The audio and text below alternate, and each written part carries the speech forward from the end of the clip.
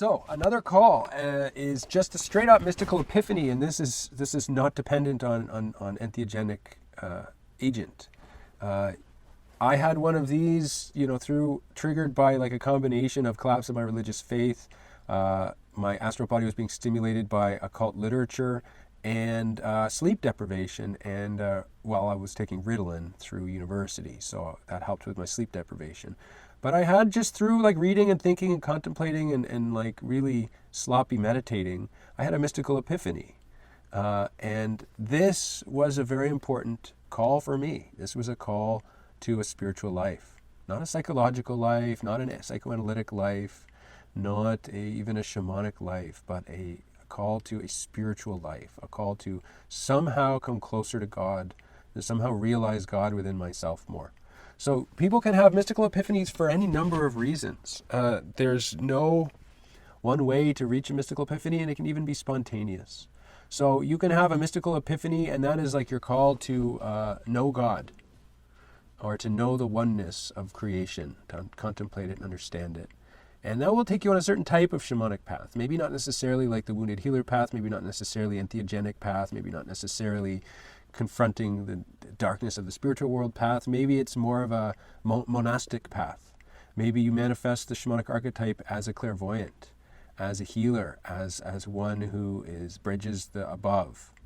Maybe not necessarily the below. Maybe the bridges the above and the earthly realm. Maybe you are more in the way of a Eastern sage, like Yogananda, or one who has radiated the light very powerfully. That's a certain kind of shamanic manifestation. Not a kind of, not a coincidence of opposites so much, but one who really just focuses on permeating themselves with peace, love, and inner light, humility, and compassion, and charity, and all these virtues. And this is usually triggered by a mystical epiphany. The focus is on unity, is on oneness, is on achieving union, and that's what yoga means, achieving union. So now on the other side, there's the kind of like sloppy, wounded healer type of call that comes with a psychotic episode. Now, a psychotic episode is a term from the materialistic psychiatric paradigm. And it basically means that your ego and your astral body and your etheric body all fall into total chaos. And you can't, the normal separations between the realms of consciousness fall apart, and it's a big chaotic mess. And you can't control it. You can't control. So it's in our shamanic psychiatric paradigm, a psychotic episode can be understood as an eruption, an inward eruption of the astral realm, and an eruptive awakening of the astral body without the right kind of ego development necessary to handle it, to discern it, to funnel it, to surf it, to manage it. Okay, so a psychotic episode or a psychotic breakdown is an eruption of your astral body without the ego being able to handle it. And so that is a very like pure shamanic type of call. And unfortunately, there's a funnel system in place where if you have a psychotic episode, it's very likely that you'll go into the psychiatric system, and then instead of being guided through the how we're doing it in our shamanic psychiatric hospital, guiding people through to a safe outcome, instead you are guided into a blocked scenario through medication and through indoctrination into the materialistic paradigm that tries to force you to see that psychotic breakdown as a terrible thing that happened and because of a chemical imbalance, and then you need medications to balance your out of whack chemicals in your physical body, and then that medication will further cut you off from your higher bodies, and you'll get further and further from your soul's destiny of knowing higher realms, working even possibly in higher realms.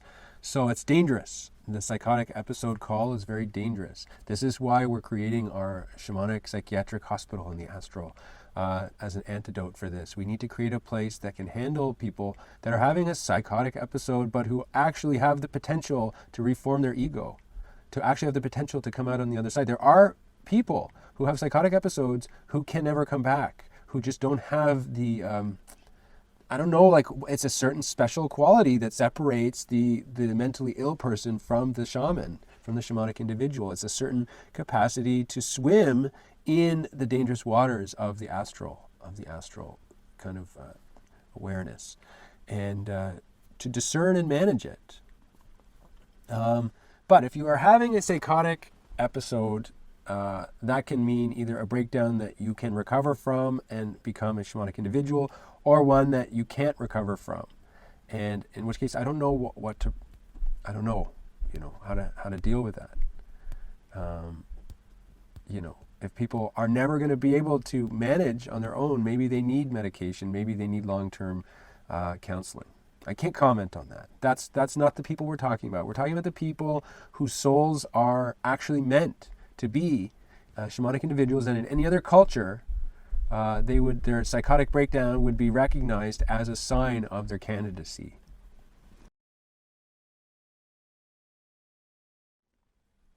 So another type of call is a kind of subset of, or a lesser form of the psychotic episode, and it is being afflicted. And this isn't like punctuated call. This can be considered like being predisposed to a shamanic calling. And it's being afflicted by mood disorders, personality disorders, anxiety disorders, depression, bipolar, mania, obsessive compulsive disorder, addictions, even ADHD. All of these psychiatric disorders. I mean, certainly a call to shamanism disorders your ego astral body, your ego psyche configuration. It has to disorder it. So, if you have a mood disorder, personality disorder, all of these disorders can be considered a dysfunctional relationship, two levels of dysfunction. One is there's something wrong with the structure of your astral body. It's split usually. If you have a mood disorder or mood swings, then your astral body is split. So there's problems within the astral body itself, but it can also be problems between the astral body and the ego. Okay, and that's another kind of disorder. So if you're having what psychiatry labels as like mood disorders, personality disorders, anxiety attacks, depression, even bipolar, that is a sign that your current framework for your total body system, your ego, your astral body, your physical body, your etheric body, is out of whack. And it needs to be kind of shattered and separated out into components, refined, and then put back together again, which is essentially shamanic initiation. So if you've been afflicted by this all throughout your adolescence, for example, that can be considered a ongoing open call. If you have an acute sort of onset of it, that can be considered a call. And it's the same thing with a psychotic episode. Like some people who have bipolar can be healed of their bipolar condition by going through a shamanic initiation. And some people cannot. Some people, they just don't have the ego strength, or they don't have the soul maturity yet to be able to go off their bipolar medication and even embrace a shamanic paradigm and then come out on the other side healthy. They can become dysfunctional shamans. They can become bipolar shamans, and that's not what we want. Okay, we have to take our lead from Carl Jung and Rudolf Steiner, who are like master shamans, and well, Jung not so much, but like Steiner certainly has reached a level that none of us will be able to reach in this lifetime. And I'm sorry, I know you don't like to hear that, but it's true. And these are like those who have reached like Jung certainly has reached an admirable level that we can aspire to in this lifetime, and that's actually what we should aspire to. And he shows us that really the proof is in a high-functioning ego, able to work in these astral dimensions with an astral body that is relatively under control. So likewise with the psychotic episode, not everybody who has a mood disorder is meant to be a shaman. Not everybody with a personality disorder is meant to be a shaman. The difference is that those who are meant to be shamanic individuals often have these, and these can be taken as signs that something needs to be shattered and reforged. Okay? And now, if you have a personality disorder like narcissistic personality disorder, or like, certainly sociopaths would be like terribly effective black magicians.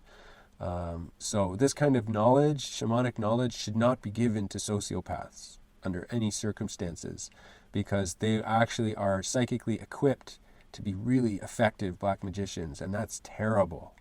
That's terrible. So that's just a little sidebar. But mood disorders certainly, anxiety disorders certainly, and depression certainly, and bipolar is tricky. You need a really strong ego and a really old, mature soul to be able to handle, healing yourself from bipolar through initiation. Obsessive compulsive disorder, certainly. Addictions, certainly. These are all signs that shamanic vocation is calling you.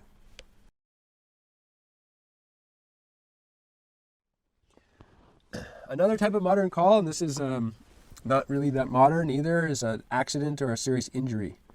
Anything that like dismembers the physical body. It can create a dislodging of your higher bodies from your physical body, or a disassociating of your higher bodies from your physical body. Like if you're physically shattered or dismembered, we saw that as an example in the recent movie Doctor Strange. His whole work was in his hands and his ego. He was an egomaniacal surgeon, materialistic doctor surgeon, and his ego was basically in his hands. And so he got in a car accident and his hands were completely shattered. And that was a complete shattering of his materialistic doctor ego as well. So that's a good image of the kind of how like an accident can trigger shattering of the ego mapped onto the physical body. An injury too. And also, like the kind of most kind of direct, undeniable shamanic calling is a near-death experience. Like, as in your astral body, your etheric body starts to separate from your physical body, and you have an experience of like going into the spirit world. But for whatever reason, you come back. Or your whole life flashes before your eyes. In Module 4, I talked about the occult reasons why that happens, because when your astral body separates, your astral body unleashes all of its stored up, compressed memories, and your whole life flashes before your eyes.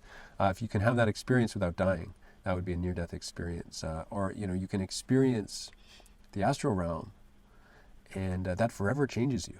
So if you have a near-death experience, that is an undeniable call. And it's a type of call. And some people have had multiple. Some people have been dead, have flatlined, and then have come back. And those people who have actually died and come back, that is both, that person can be considered a very like potent candidate, and yet in my experience, those are the same people that are also relatively more tormented. Because when you go to the death realm and then come back, you tend to bring things back with you, and you tend to be somewhat tormented. But that is a very powerful type of call, near-death experience.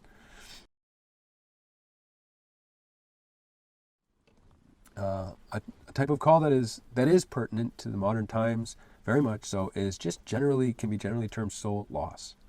Okay, the way that our culture is set up right now, it's set up in a kind of materialistic way, harnessing the shamanic gnosis in a sorcerous way. So yeah, it's materialistic, and yet things like movies and music videos and things like that are diabolical and magical.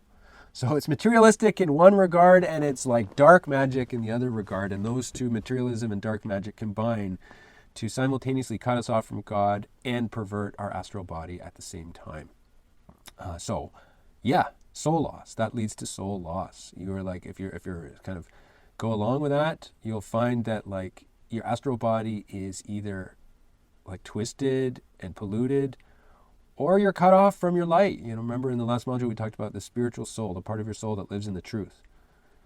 You're cut off from your spiritual soul, and that is soul loss. Okay, so you experience that yourself, and you experience that through indoctrination in school. School teaches lies about history. School teaches lies, and even in science, about the nature of reality. Not lies, but it's still feeding this paradigm that's not that you have to throw out if you want to undergo any sort of shamanic awakening. But also your job, based as it is, and perhaps like disconnected from soul and based in just capitalism, materialism. Even in your relationships, you can have experienced soul loss in your relationship.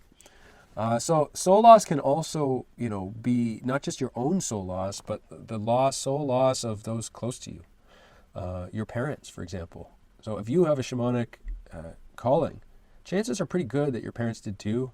and they didn't answer it, and so they have certainly suffered soul loss. And those who suffer that kind of soul loss usually are alcoholics or smokers at the very least, or depressed, or have mood disorders, have like violent mood swings, or are abusive, or are like out of control mediums who channel demons and demonic energy and scare the shit out of you and have traumatized you, that kind of thing. Or they find healthy outlets for it. God willing, they find healthy outlets for, a way of answering the shamanic call in the best way that was available to them in the 60s and 70s, right? As they were parents, as they were raising you, or what have you. Siblings. If you have this interest, if you have this inclination, chances are good your sibling does too. Children as well. If you are older and you have children, and you have this calling, chances are good your children do too. And if you have this calling and you maybe didn't answer it thoroughly until later in life, and maybe you went through 20 years of raising a child without knowing this empowering paradigm of being a shamanic candidate, then maybe there was damage done. Maybe the child has suffered on account of that, and now they've suffered soul loss, and so now you feel on the hook for helping them. You helped in the wounding process, and now you can help in the soul retrieval process. And friends, obviously, you have friends. Of course you have friends who are like you. Of course you have friends that maybe haven't answered the call like you have, who maybe don't have the courage to answer the call that you have, or maybe are way more reckless than you and have answered the call and have gotten in trouble, But friends who need soul loss, who need soul retrieval, who have soul loss. And finally, culture. And this kind of is part of the voluntary seeking call. Like all are called, right? Because our culture needs a soul retrieval, because our culture is unhealthy for the soul. So our soul itself needs a soul retrieval, and various subcultures within our culture need soul retrieval. Carl Jung did a soul retrieval on his entire kind of Eurocentric culture, like, early 20th century culture. But he also did a soul retrieval within the culture of psychoanalysis, the emerging field of psychoanalysis. And he did a soul retrieval in the regards to esotericism. So there's many levels that soul loss and soul retrieval can be viewed. And it's like a fractal. Okay. So if you are acutely feeling this soul loss, that is a call quite simply to go and retrieve it. So that is a type of call. So which of these had you nodding your head? Yeah, that happened to me, totally. And that happened to me too. And that also happened to me. Oh my God, like all of these things practically happened to me. How many of these do you relate to? Please share in the comments below. And also, I invite you, if you really related to this and you're continuing to relate to this, I invite you to check out the online community that I've created that is made up entirely of people that shake their head to these symptoms and signs and triggers and dangers and that really relate to this material. Imagine an online community entirely comprised of souls who are undergoing a modern shamanic crisis, a modern shamanic awakening, a community of modern shamanic candidates. If you're curious to learn more, check out the information page. The link is in the comments below.